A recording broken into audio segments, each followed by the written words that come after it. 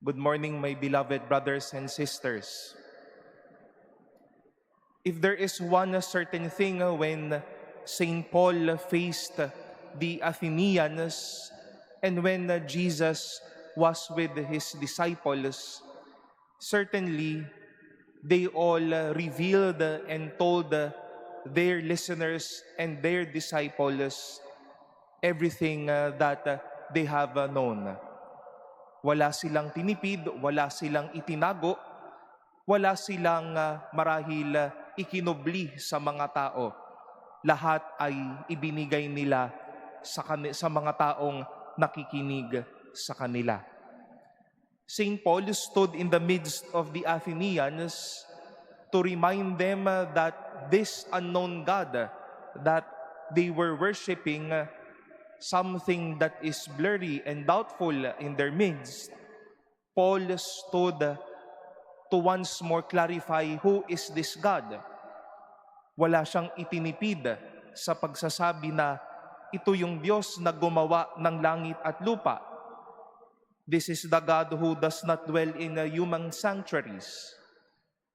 But all the more enumerating everything about God, St. Paul is also clear that this God has made everything or has given everything life.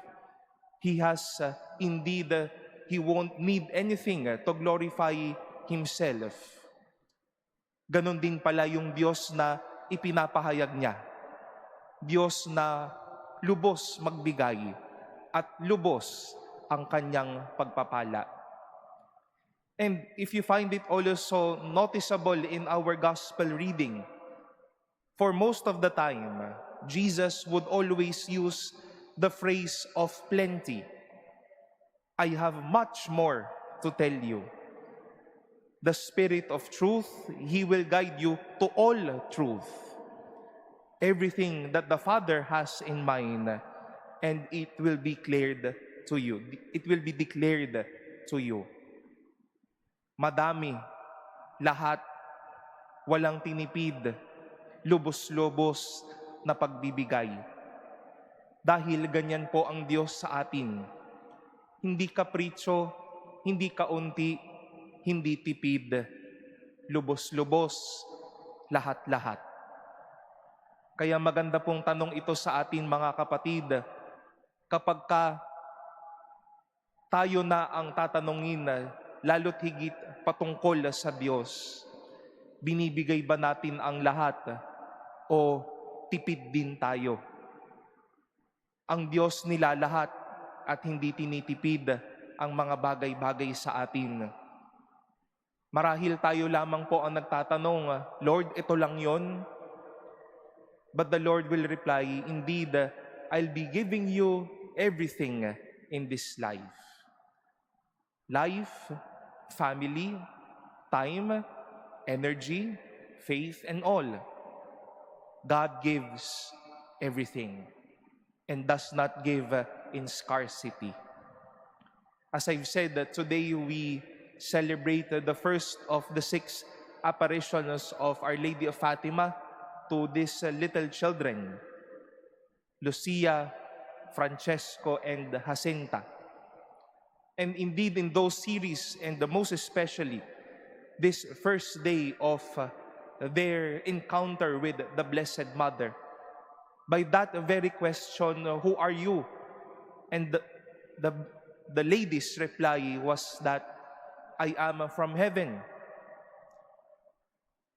Such a story is not a manifestation that this lady won't reveal just a little to these children. But as she is from heaven, she does like her Son. He will be giving everything to these children. Her love and her protection, her constancy, and her motherly love. And today we also ask that prayer to the Blessed Mother. We know that she is from heaven, and we know that that mothers will give everything, that mothers will give her best. most especially to our country, most especially to our world, who won't need a little of time, who would need a little of justice.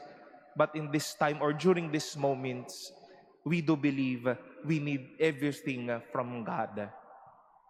Everything just like of peace, everything in the face of justice, everything in the face of accountability. And when it is time for us to respond to the magnanimity and generosity of God, as the Lord gives in plenty and not in scarcity, let us also in turn reply and stand in front of God in the generosity of our hearts and in the greatness of our faith.